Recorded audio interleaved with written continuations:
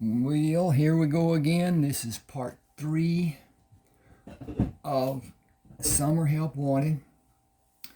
I'm going to start at the end of the last one, which was part 2. And, okay, this is the last part of part 2. And, so, yeah, I'm going to start again. Please subscribe to this channel. Hit the like button. Hit the share. Comment if you want to. It will help in connecting YouTube to see the activities that will help me and help the channel grow. And that's the whole purpose of being here, I suppose. For most of us anyway, it is. At any rate, here is part 3 of Summer Help Wanted. Eric pointed out what needed to be done to each tractor. He was not convinced that Hector understood because there were so many, but it was all he was able to do. The tractors would be valued by the buyer regardless of the state of cleanliness. Working order of a well-maintained machine was their concern. Leaving Hector, he drove to the pens and found Clayton and Merle mounted. Clayton held the reins over Spot's neck for Eric to mount. I saw some movement up at the house, but I couldn't make out what it was. We can ride up there if you want to. Eric shook his head. I'd rather not see her just yet. Why don't you and Merle ride over, then meet me at the pond in the north pasture? Nothing's changed. We still go around the barn and through the lot to get to it? That's right. How about taking the breakfast stuff to her and tell her we will be back in about an hour and a half? Tell her there are 4 of us and we can cook our own breakfast after we look at the cows if she would like us to. I don't know what kind of imposition it may be asking her to cook, and I don't want to make her mad. But I decided, coming over here, that she needs me about as much as I need her. There is a boatload of work to be done to keep this place profitable. Ray didn't care. He had some money put back and just kept the place intact. It can be a real money maker if I can do what I want to with it. Anyway, be polite and charming as you can. Merle, you best let Clayton be charming. Your charm is severely lacking. You and the horse you rode in on, bozo. Come on, Clayton, let's go see this beauty, and you can be charming. I guess I gotta go over here, see if I can get this page moved, and that should do it. I guess that leaves out spitting, and it ain't home, so we can't scratch where it itches. That did not work. That did. Eric pulled the reins to prevent Spots from following the other horses and watched as they rounded the corner of the house. He wanted to see her, but knew it would hamper his effectiveness. There was much he wanted to accomplish, and her memory was already preying on his thoughts. Oh, hell. He turned Spots in the direction of the house, clung to the saddle horn, and clucked at Spots. The horse dropped his rump and pushed off his back legs to start to run toward the place he had last seen the other horses. Eric drew back on the reins to slow Spots as they neared the house. Merle heard him coming and met him at the corner, then turned Willie to move back to the porch where Clayton stood with his hat and the reins in one hand, with one foot on the first step, talking to Cheryl.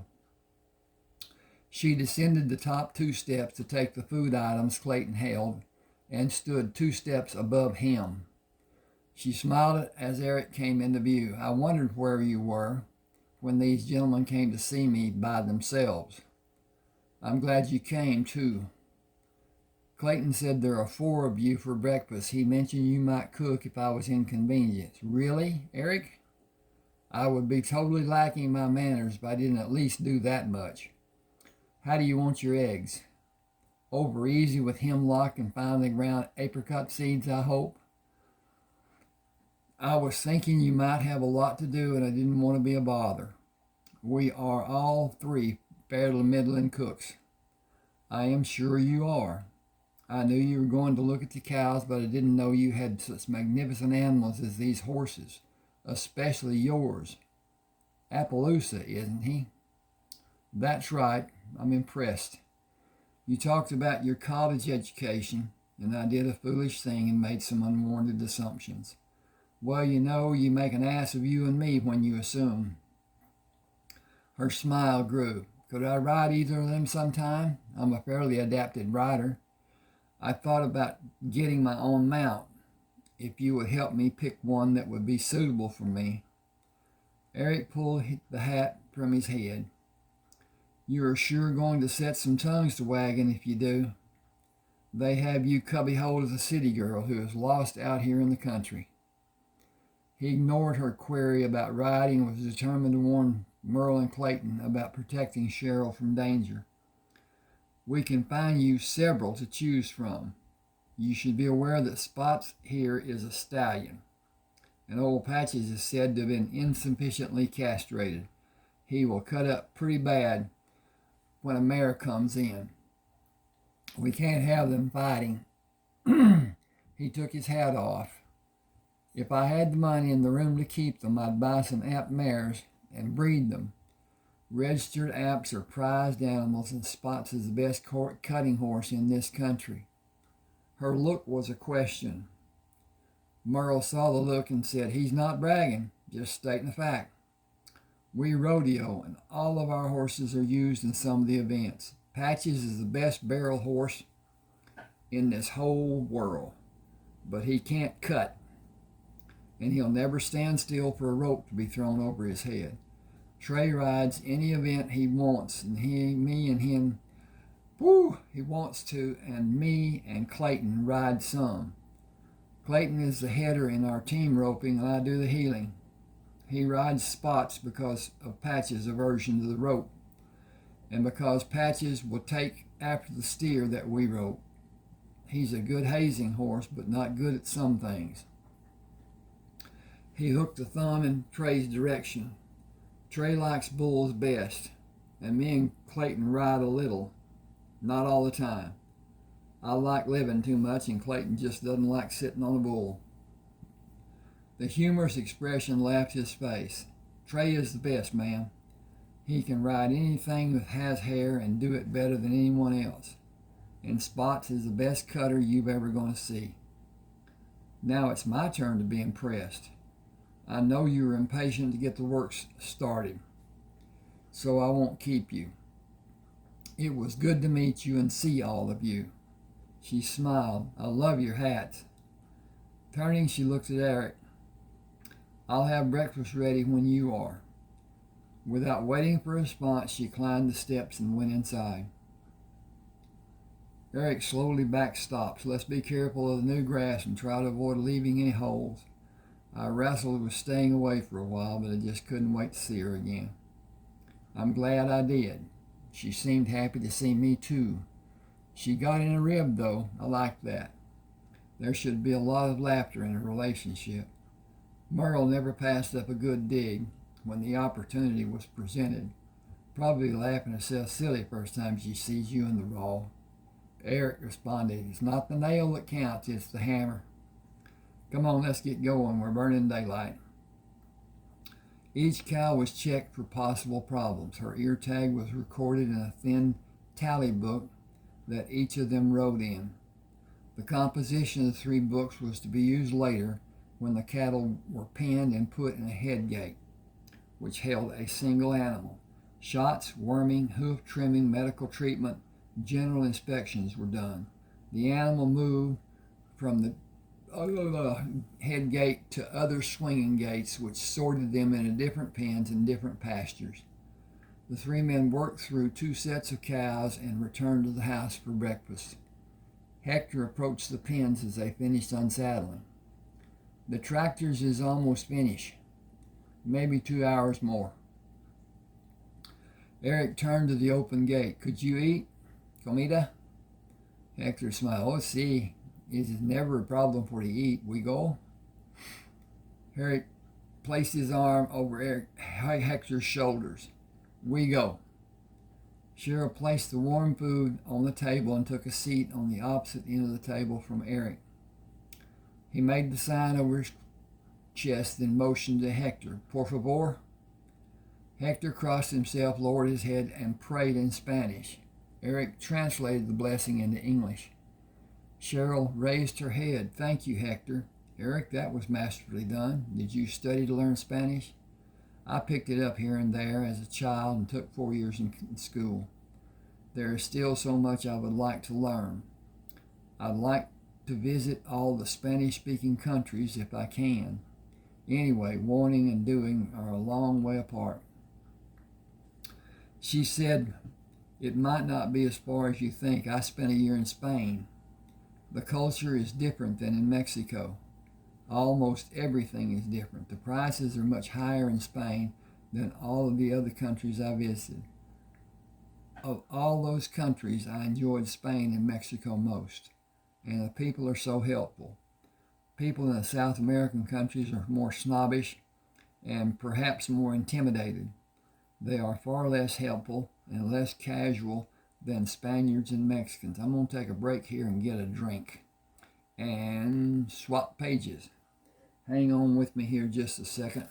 Got to uncork this. Thank you.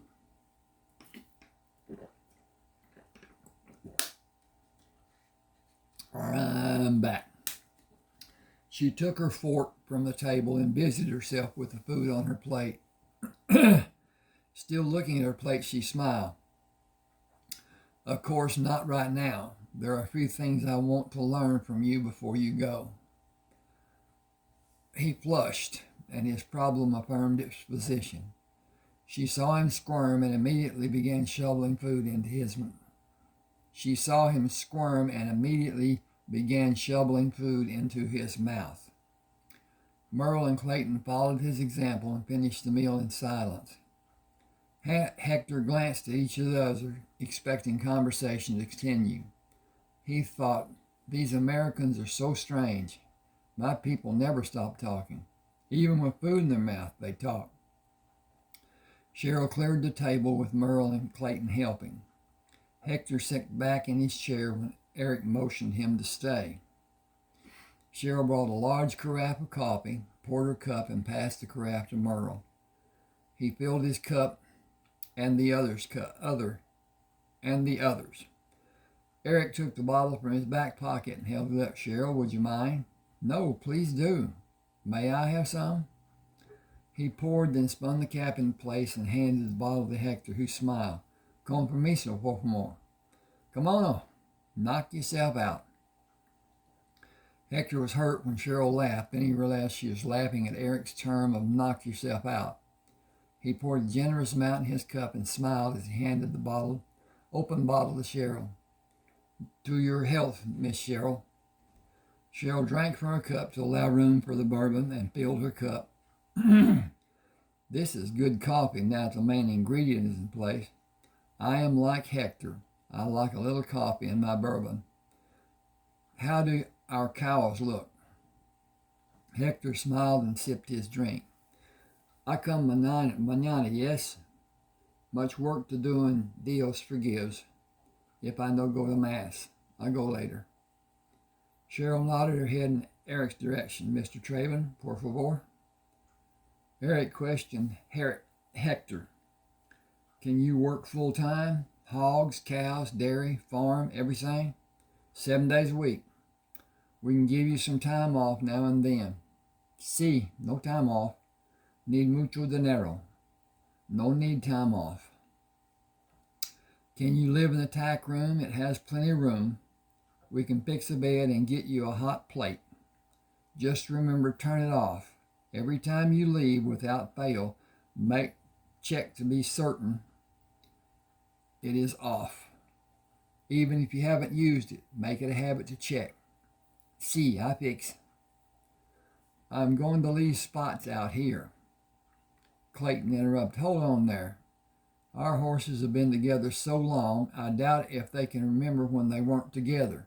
You take Spots out to work or something, and they will stand at the gate and nicker a little, and that's all. Come night time, and all the buddies better be together.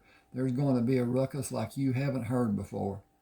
I know you need to have him here, but I know what we're in for if you do. Eric was somber. Do they need to be apart? No, that's what I'm trying to get across to you. You're missing my point. Can't all three of our horses stay here? There's plenty of pasture and Hector can feed them. He may need to whack hell out of Patches a couple of times, but as soon as he has a routine established, all of them will welcome the food in Hector's presence. I got no problem with that, have you, Merle? Makes no difference to me. Mama will be glad he's gone. He turned to Cheryl. You should be extra cautious around the horses. They are running stock and they're more fractious than most you may have been around. Patches was sorely treated when he was little. He is a rebellious sort. Once he takes a liking to you, it's the other fellows had better look out. He will protect you, sometimes when you wish he wouldn't. He is Clayton's horse all the way. He will not let me ride him. He will let Trey. Even then he will show out unless we are at some event. Then he is all business when Trey is up. He paused. Clayton and Trey have to swap rides because Patches will haze, but you can't bulldog off him. He will fight to outrun the steer. Just ahead and front is all he wants when he is bulldogging off him. When he is hazing with Spots on the other side of the steer, Patches will keep pace with the steer. With Spots running with him, he is satisfied and will run there all day. Patches will come out of the box that we set up in when we bulldog when he is hazing and run straight. But that's the only time because he is teaming with Spots, and they never compete with each other. They are buddies and they run together. If Patches is running barrels or flag race, me or Trey have to lead him in a circle to his right 3 times around before he starts his run. Anything different, he will rear up on his hind legs and walk until he either can't walk anymore or he decides he's had enough. Nothing less, and that's constant. He doesn't change, and he will go after a dog in an instant with deadly force. He is strange in the way he will protect anything that is a baby. He will kill a dog in a heartbeat, but he will protect a puppy like he is its mother. He has me completely dumbstruck. There are times when I could just shoot him, but put a small person on his back, lead him in the needed circles, let him go, and you can collect the money. He has never been beat if he completed the run. He will haze the steer all day long because he can outrun them. He likes to outrun anything. He swells up with pride. He really does. You can see him do it. He shook his finger in the air. We will not run from a gate. He will not run from a gate on a short track because he fights the gate. You can't line him up against other horses to run a race because he will not run when they do. And then he will take out after them and will literally eat the hide off the one he catches. And he will catch the least one, if not all of them. They will all pay a price, and you can believe me when I say we have paid and paid dearly. He can't cut because he gets frustrated with the calf and takes after it. He is one hard-headed cuss. He looked at Eric. We can't figure out if he likes Trey or if he respects him because Patches can't throw him. He tried twice before his dim-witted pea-brain remembered that Trey rode him once before, and the second time he had the same outcome. Maybe he thought the first time was a fluke. He wanted to see if it was, so he tried again.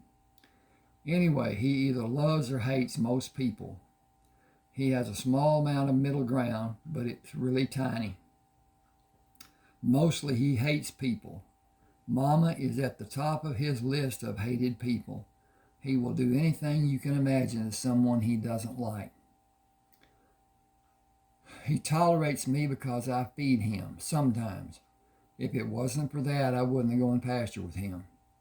If Clayton died, Trey is saddled with Patches because he is the only living soul except Clayton who Patches will pay any attention. Clayton or Trey will need to be with Hector to feed at least a week, maybe more, until Patches gets it in his head that a new program has started. I'll come out sometime to feed him, or he might forget I'm not the enemy. You both remember to stay away from him. This is what I'm saying. If a tornado comes through here and a house lands on him, leave it until some of us can get here. If you get it off and he could move, he would come after you with a vengeance. He would take all that frustration that's been building and plant it right in your middle. That stands for me too. If the house was on him and I was not in a position where I could easily have access to a way out, I would leave it right where it was until someone he likes came. Thank you very much is not in his vocabulary.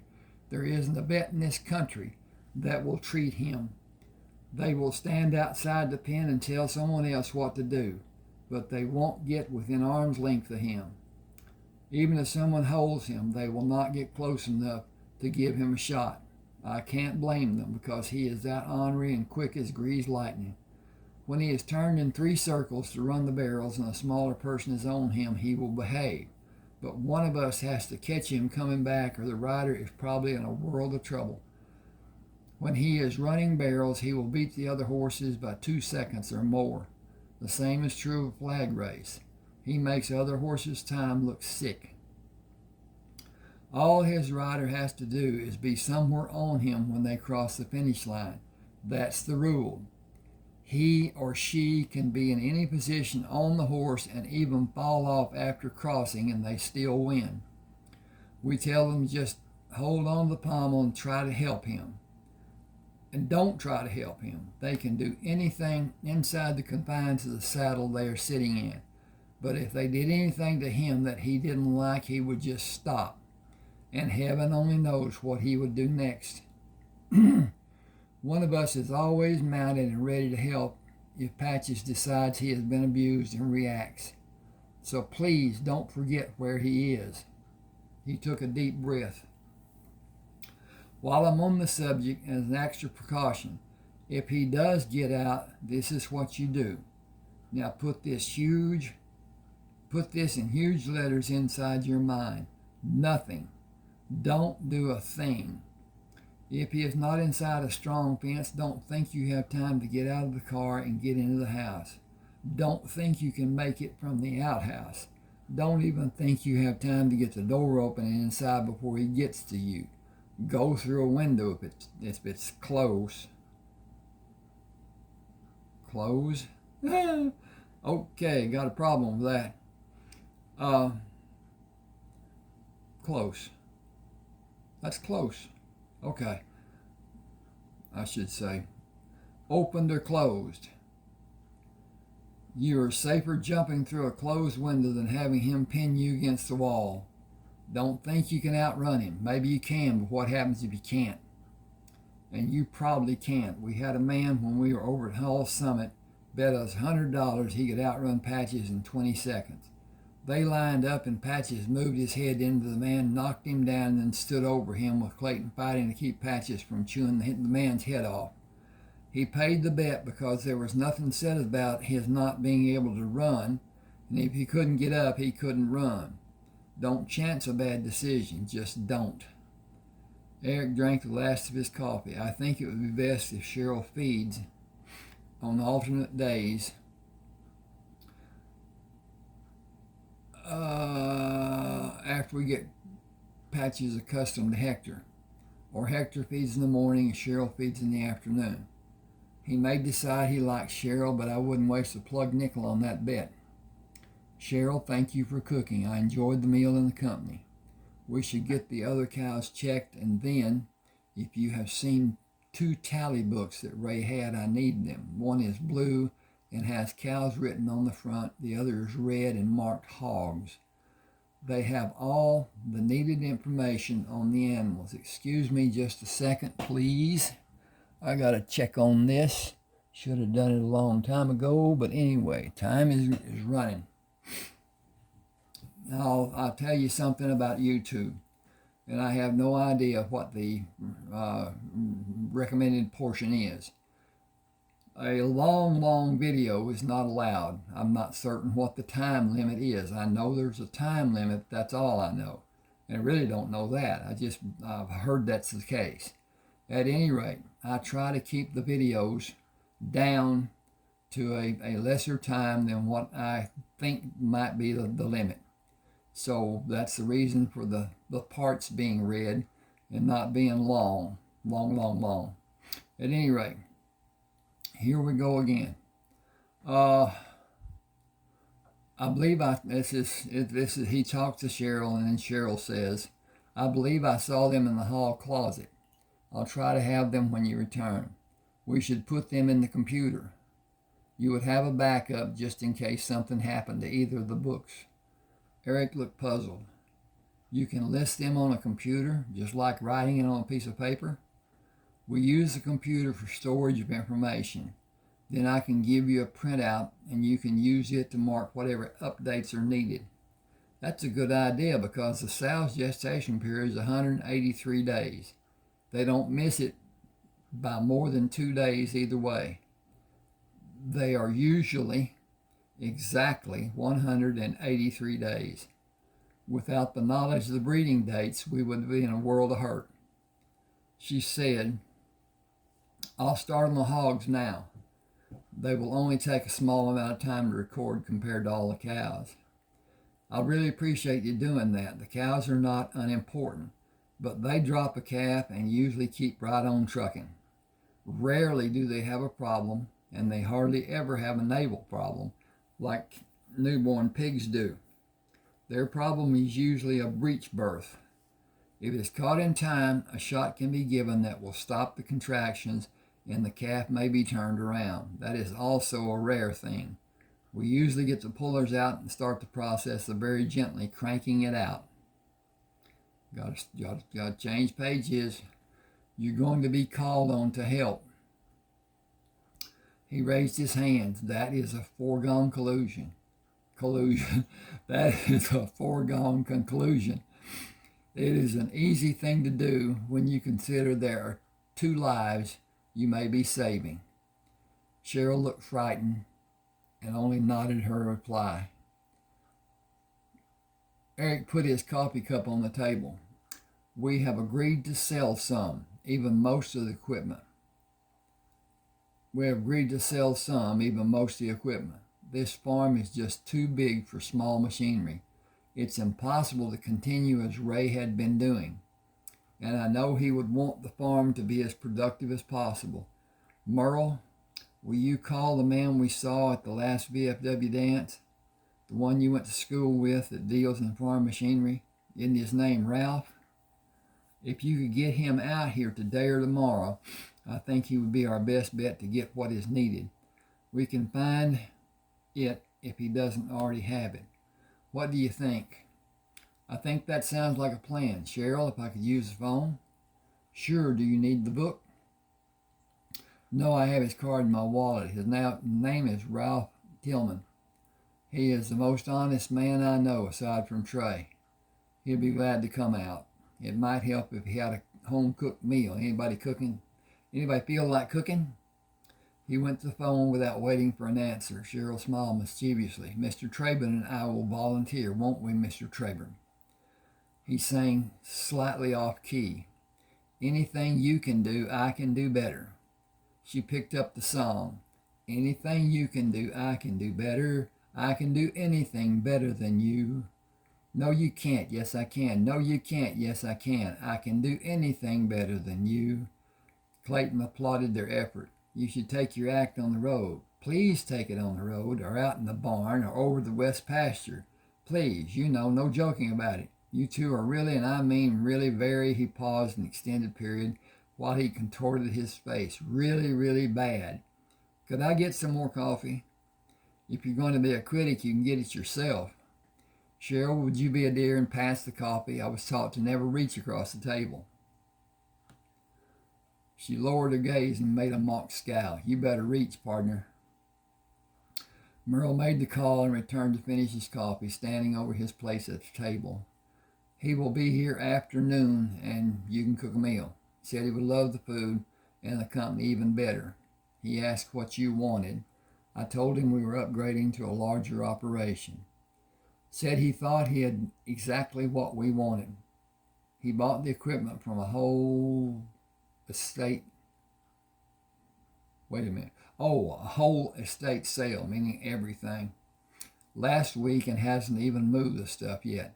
He said it's close to this farm. If you can make do with it, it will be dirt cheap. He'll make some money, but you only have to pay a small amount and pay the trucking charges. That's all. You said a 4-bottom reversing plow, didn't you? Eric said, oh yes. Does he have one? He'll bring pictures. He said everything was in perfect working order, and if there's any part that you don't want, he can move it real easy. We better get a move on. I have a date that's just won't wait. Even Hector was silent as they left the table. Clayton saddled Patches and began the mounting process by stepping in the stirrup. He jerked his foot out of the stirrup when Patches shied away from him. Hey, what's the matter?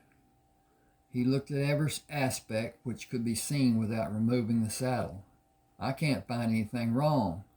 I'll take the saddle off and see if I missed something. As he pulled the saddle over Patch's back, a lizard jumped to the ground and scurried off under the fence and into the grass. How did he know that thing was there? I picked up the blanket and saddle, and I didn't know. He might have felt a tickle or some kind of movement, but that wouldn't tell him much.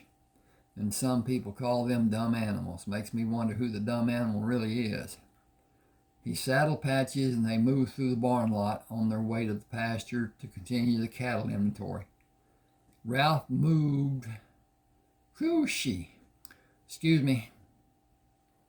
Ralph drove to the pens as they were stripping the horses. Hey guys, I was just telling Cheryl about the dance at the BFW in 2 weeks. Are you all going to be there? A whole bunch of college girls are coming up from Townsend. I, for one, will not miss it. Merle moved through the gate and shook hands with Ralph. You know Clayton and Trey. Did you bring the beer? I'm about parched. I have just what the doctor ordered in an ice chest. There are 3 brands as you requested. I could use one myself. Trey, Clayton, how about it? Clayton locked the gate after following Eric out of the pen. I ain't never passed on a beer, not in my whole life. Why, even as a baby, they had to fill my bottle with beer instead of milk. It was the only way they could get me to shut up, and if you want me to shut up now, just pass me some suds. He shook hands with Ralph and took a beer from the cooler, held it out to Eric, and got another of his own. Eric drank from the can and shook hands with Ralph. I'd like to go to the dance, but I may be in the middle of planning. It's pretty much depending on the weather. Thanks for coming out on such short notice. I just took on the operation of this farm, and I have a boatload of work to do and only a short time to get it done. I need to sell most of what is here and get a large tractor, plow, disc, harrow, cultivator, drill. The whole works. Ray has 17 tractors on this farm. Why he had that many was always a wonder for me. Ralph pulled the tab on his beer. I got most of them for him. Eric asked, do you know why he had so many? Sure, he tried to keep a friend busy and well fed. How did his having all these tractors keep his friend busy? He never had anyone to help him plow or anything with the tractors. Ralph smiled at Eric, who always voluntarily showed up to make needed repairs. Ray never asked anybody to help him. The word that got out that he had a breakdown or a need, and who showed up to help. Eric raised his hands. I've worked on all these tractors. I don't think anyone besides me has.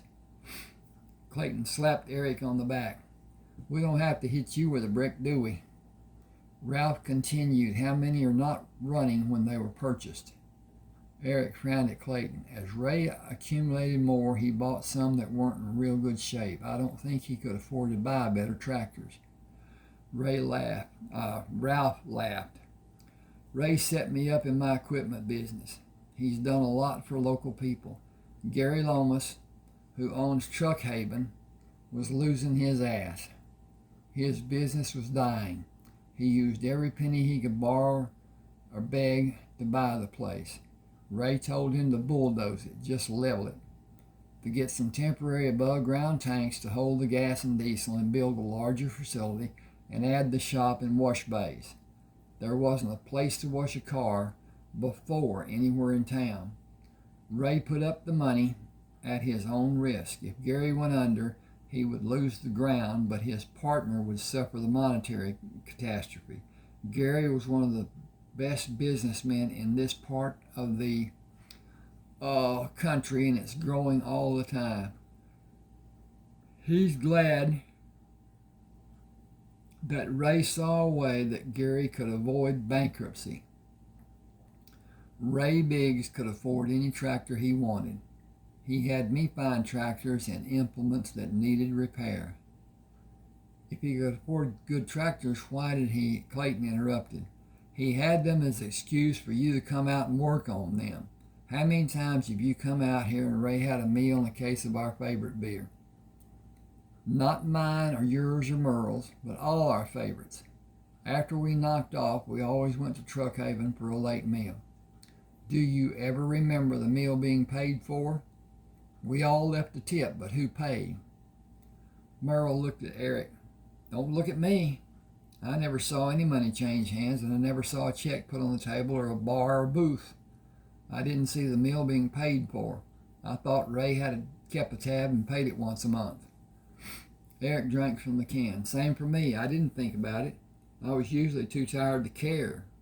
Ray did all of that? Ralph, you knew him. Why did he want me to fix stuff he didn't need? I don't think he ever used more than 3 of the tractors. Did you come when he had a need? Sure. Why? Yes. Why? He was my friend and needed my help. And friends always help. Yes. Most of the friends I have don't. Maybe it's because they can't. Maybe it's because they don't. True friends help. No, they don't. Clayton pitched an empty can into the bed of the truck. In Trey's mind, friends help. They don't ask, they just help. In my mind also, friends always help, no matter what. Merle took another can from the cooler. In my mind too, if we need help, I wouldn't even ask.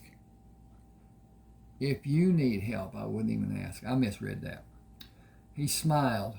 I must push you out of the way to get to the beer first, but then I'll help, and I'll bring all the help I could get to come with me. Ralph took a manila envelope from the seat of the pickup. This is what I had in mind for you. It's all in perfect working order, and I got it for a song. You can have it for my cost and 5%. It's all John Deere, and everything is still under warranty. The man had traded for it and had it insured, so it was all paid for when he died. His widow went to the dealer in Willoughby and asked how much trade-in he had been given on the purchase. It's all she would take. I tried to talk her out of selling so cheap. She said if they wouldn't put her in jail for doing it, she would burn everything they owned, just to have immediate closure and not stay any longer than she had to. He had everything covered with insurance. She doesn't owe a dime. It's just over the hill yonder. You probably know her, Sandra Cross. Her husband was Clyde Cross. There's a stipulation on the sale. The planting on the farm has to be done before I get the equipment. Merle asked, Clyde's dead? Hadn't heard a word. I don't understand. Why hasn't anything been said to us about him? Well, he was cremated in Jamestown without a funeral. There was no obituary written up in the paper. That's what he wanted. He said the son of bitches didn't come to see him when he was alive, and he sure as hell weren't going to see him dead. They sure weren't. The farm isn't in this county, and neither Sandra or Clyde would have anything to do with the store. Clayton popped the top on another beer. We know. Mama made such a big deal out of Sandra driving off without signing for the gas she got. Then Clyde came in and paid his bill. He said he would die before he set foot on that property again. It was stupid. They had been trading with Uncle Ted ever since Clyde's dad died and left him the farm. They had never signed for anything and never questioned the amount of the bill. Aunt Christine had an affair with Clyde before him and Sandra married. Uncle Ted and Aunt Christine were engaged. It just about came to a killing, but they all talked it over and got it straightened out. I feel terrible about Clyde dying and leaving Sandra. I need to drive over and see if I can do anything for her. I'm going to now. Trey, can I borrow your truck? The trailer still hitched to ours. I wish I'd heard before this. Sandra is a special lady. He laughed. I know she is because Patches likes her. Right off the bat, she walked up and petted him before I could stop her, and he nickered like a newborn foal. I have to go. I can't wait. Merle put the empty can in the bed of Ralph's truck. I'm going too. Eric turned to Ralph. I have to go too. The tractors and implements are back of the barn in the two sheds. I really haven't come to a decision on which needs to be sold and which I want to keep. If you want to look at them and price each piece, we can talk later. I need to see her. You understand, don't you? There's no hurry. I can look later and ride over with you if nobody minds. They left Hector and drove both pickups to Ray's house. Eric rushed inside. We just got some bad news about a friend dying. We're going over to see his widow. Do you want to come? They are old friends and we haven't been told that he died. This is quite a shock for all of us. Give me a minute. I'll take her a plate and be with you in a shake. Get my black jacket out of the closet. Sandra welcomed them and offered to make coffee. She graciously accepted the plate Cheryl had prepared. I'll get it back to you. You must be Ray's niece. He had planned to visit you, and then Clyde died. I have hardly left the house. You boys, he loved all three of you. He regretted not having a funeral because he was afraid you would get your feelings hurt, but he made me promise years ago that there would not be an obituary or funeral. I couldn't even call to tell you he died. He said sooner or later you would come by and there was nothing you could do for him when he was dead. Clyde was good to me, but he had some strange ideas. Merle shook his head. I'm about the same way he was. Just these people here, about all my friends. Then there are a few of my relatives who matter. Just about the rest of this world can take a flying leap off a high cliff. Whew. Excuse me a second. I gotta check on the time. And it's about time. I'll go a little longer. We have a cooler of beer in the truck. We'll bring it in if you say so. Now, don't carry on about it not being right. We never have been here without popping a few tabs. You haven't bought any since Clyde passed, have you? She held her eyes down. It wouldn't look right to some folks. Cheryl patted the back of her hand. Please, tell them bring it in. I could use a few, but I don't have to drive anyone home later. Sandra, I would love to take you shopping. There must be a lot you need. We could go into Willoughby or head north to Reedsville. One is as good as the other, but Reedsville is dry. I miss having a nightcap, and I'm old enough to have a belt whenever I want one. You are too. Sandra wiped her eyes with a tissue.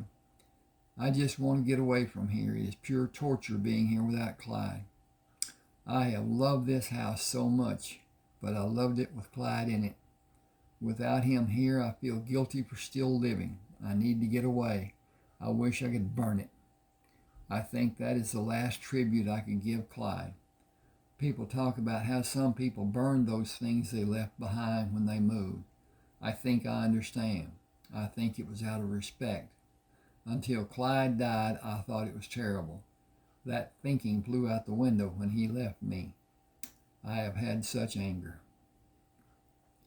She looked at the people sitting in her house. That is probably hard for you to understand, but I have heard people sometimes even feel anger at those people who have died and left them. Why not come to my house? I am all alone. I have that big house of Uncle Ray's. You would be company for me. Please come. You have so much experience living on a farm, and I'm lost. I found out how lost last night when Eric talked to me about what needed to be done. Sandra, I need you to come. Please say you will. It will be so good for both of us. Please. I hate to be a bother, but I would enjoy it. I can be ready in a short time. You won't be bothering. It will be fun. We would have more choices if we were near a larger town, but we can make do. Boy, I'm getting my tang all tangled. How long has it been since you sat in the street corner and whistled at the men going by? Oh no, I could never do anything like that. I would die of embarrassment. Are you some spring chicken who has a whole lifetime ahead, or had you better grab life before it passes you by? You're going to get me in trouble. I can see us in jail already. We'd have to whistle at the guards if we were. Eric took Cheryl's arm. If you would help Sandra, I need to get back to the farm. He looked at Sandra. Cheryl and I have entered into a loose partnership. We are farming Ray's place. Close. Oh, anyway, ruminating on close that I read back a while ago. I'll be working at my day job in Willoughby and spending a lot of nights on the tractor at the farm. I'm going to fire up Clyde's tractor and take them both back to Ray's. Are you okay with that arrangement? If it bothers you, we can do it another time. I was going to wait until I get you alone. Cheryl interrupted. Sandra Cross, I'm ashamed of you. You should wait until both of you are alone before you come on to him. I can see this is not going to be easy. Cheryl, you're embarrassing me. I want to talk to Trey about buying the farm, you stinker. Eric was shocked. You must know I don't have any money. Money don't matter for us right now. Clyde and I have talked, and he wanted you to have the farm if something happened to both of us. You are mistaken about one thing. Clyde had you as a beneficiary on one of his life insurance policy. He instructed me to wait until your divorce was final. He hates Kay. I didn't say that right. I should have said he hated Kay. The other woman in this triangle is his sister's stepdaughter. He didn't want Kay to have any part of his labor. She looked away from Eric. Merle and Clayton have a policy too, $10,000. They have to throw a kegger as soon as they get the money and drink the first toast to Clyde. You both know what the problem was between us, Ted and Christine. It didn't involve you two, and Clyde was so happy that we are still friends. He had to protect me and would not have me called a thief. He, being who he was, did the only thing his conscience would allow. But he loved you boys. Your outings, as he called them, brought him such a joy. I can never tell you what they meant to him. He would come home acting like a little boy. She looked at the floor and smiled. I was thankful for that too. She looked at Eric with a determination she had not exhibited before. You have to plant before the tractor leaves the farm if you want the farm or not. You can't work Ray's farm before you work this one, Clyde said. But it will only take 3 or 4 days, and it's dry enough to plant now. You will need to get the seed and fertilizer from the co-op. It's already paid for. The cornfields already have rows, and both are ready to plant. The bean fields are ready for the drill. This is the rub. I have to decide to give you the farm after the divorce. Clyde didn't want to put much pressure on you and cause you to fail. It makes no difference right now. You and Merle and Clayton must earn part of your money by planting. You have to work the farm this year. After this year, you can hire the work out. This year's crop is half yours after the planting is paid and the crop insurance has to be bought. I once thought Clyde was a little off kilter about insurance, but look where he left me. I am a rich woman even without the farm. I should have said a while ago that half of this year's crop is yours, and each year after I get a lesser amount. I can't tell you what it calculates out to be, but in 15 years the farm is yours. You can never sell any part of it. Clyde made provisions in his will. It will not be read until your divorce has been final for 3 months. He can't stop you from giving the money you make from the farm to Kay, but she will never enjoy it. If you and Kay get back together, the farm is forever lost to you. She is not to ever set foot on this place. The cows and hogs are yours with the farm.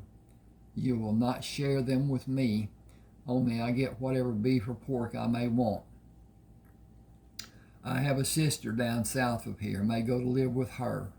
I may move to one of those retirement communities, one of those places where the women can't get pregnant and the men look like they are.